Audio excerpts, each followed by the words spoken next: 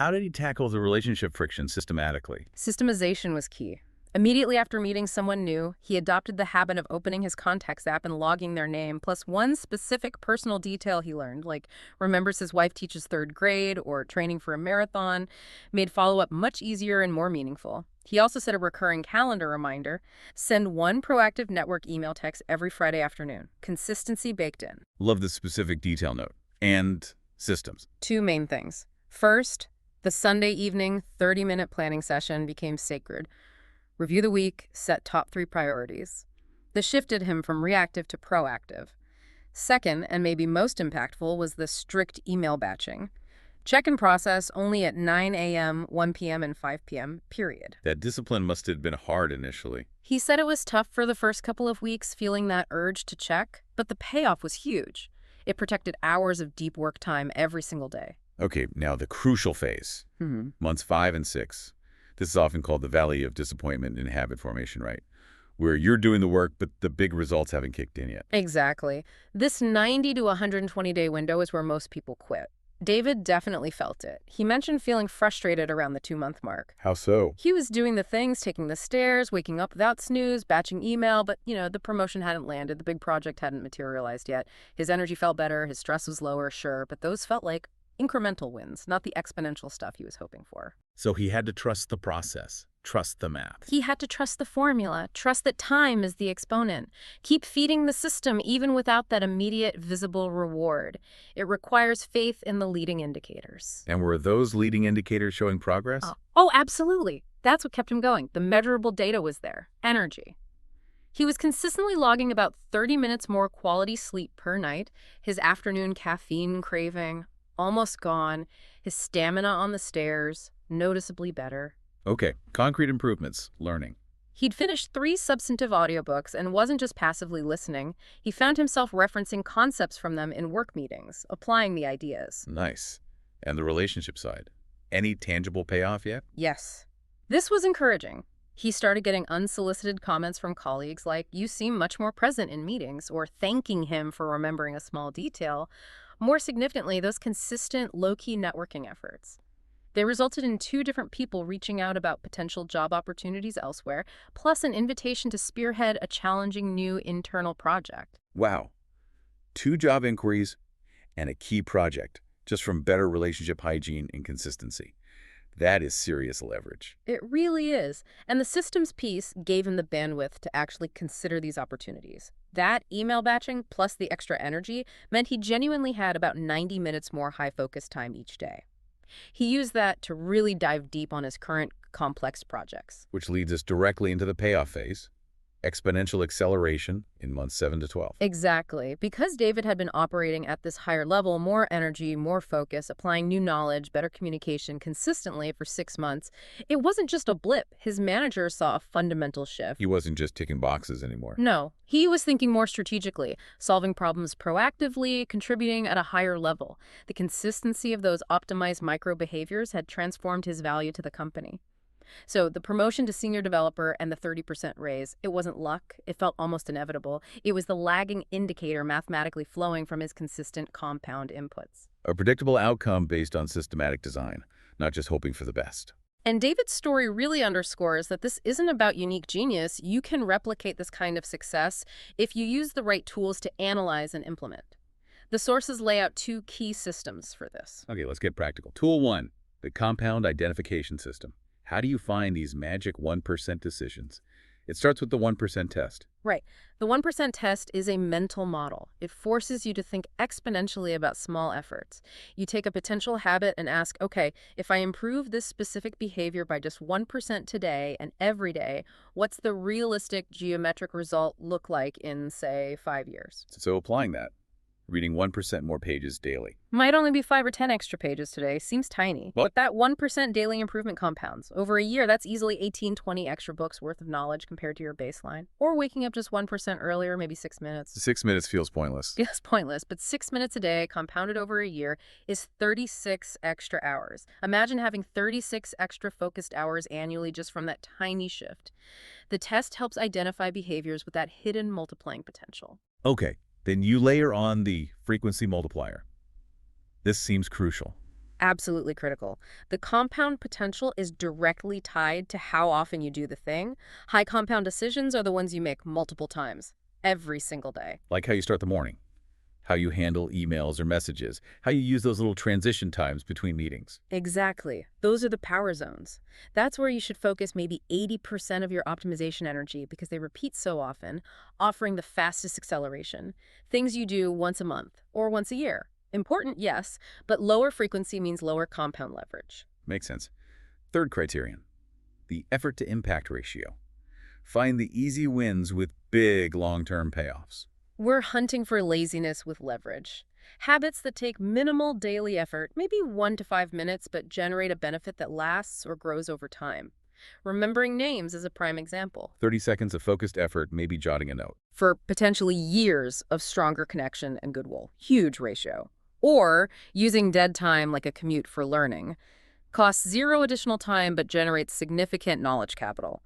Low effort, high frequency, high impact. That's the sweet spot. And the final check for identifying a good compound habit, the systems integration test. This is about making it stick, right? This is absolutely key for sustainability, it asks. Can this new behavior latch onto an existing strong routine without needing a huge surge of new motivation every single day? This is habit stacking. Because willpower is flaky, but existing habits are reliable. Willpower is finite and unreliable. Existing automatic behaviors are your allies. You need to anchor the new desired habit to something you already do without thinking.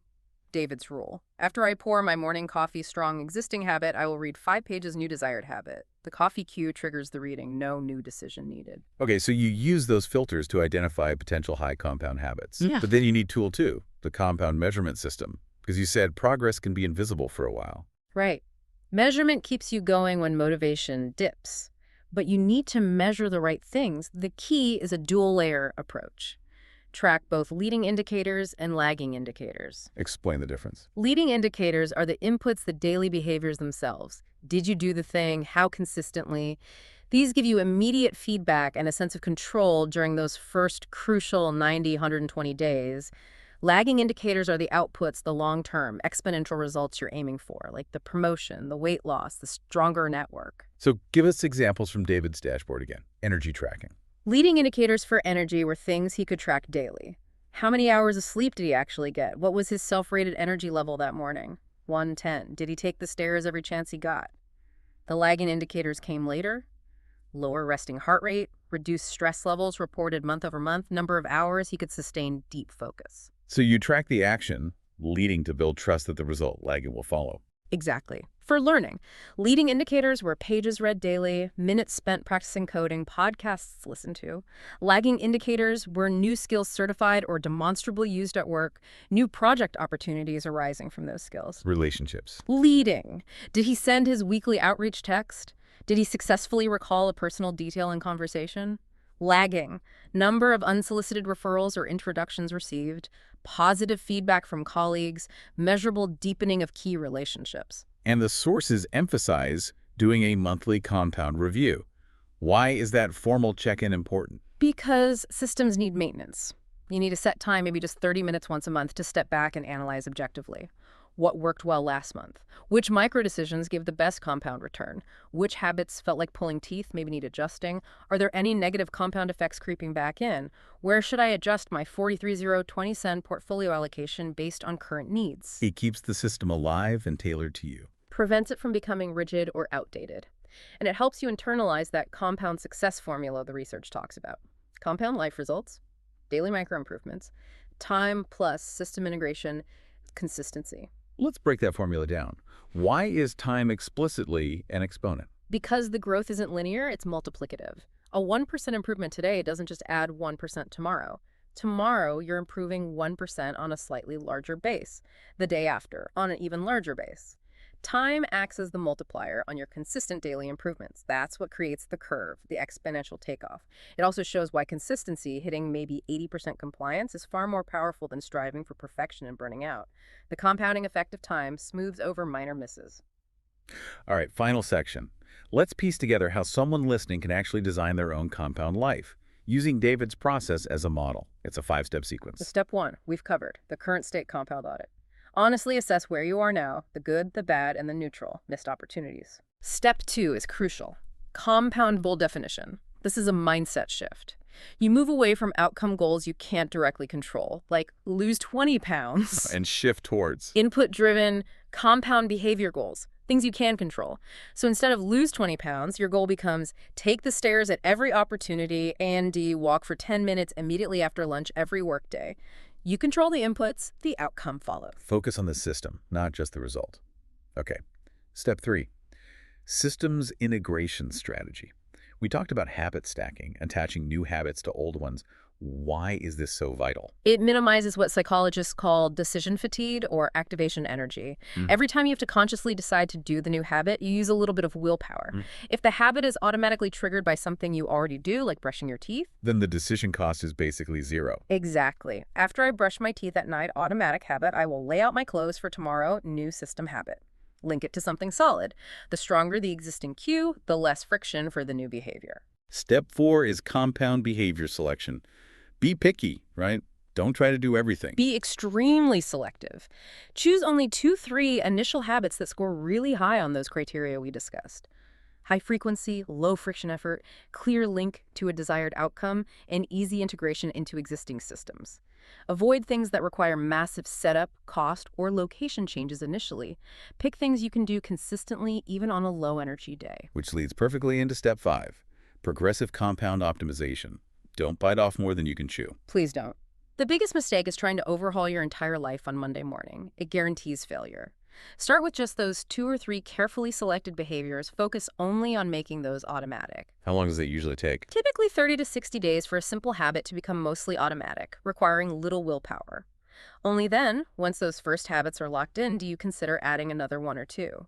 Slow, steady, progressive layering prevents overwhelm and burnout. And underpinning all this selection and implementation is that portfolio idea. Consciously investing your efforts across the 4 categories. David aimed for 40% energy, 30% learning, 20% relationships, 10% systems. That balanced allocation builds resilience. If your learning focus hits a temporary snag, your energy and relationship compounding can carry you through.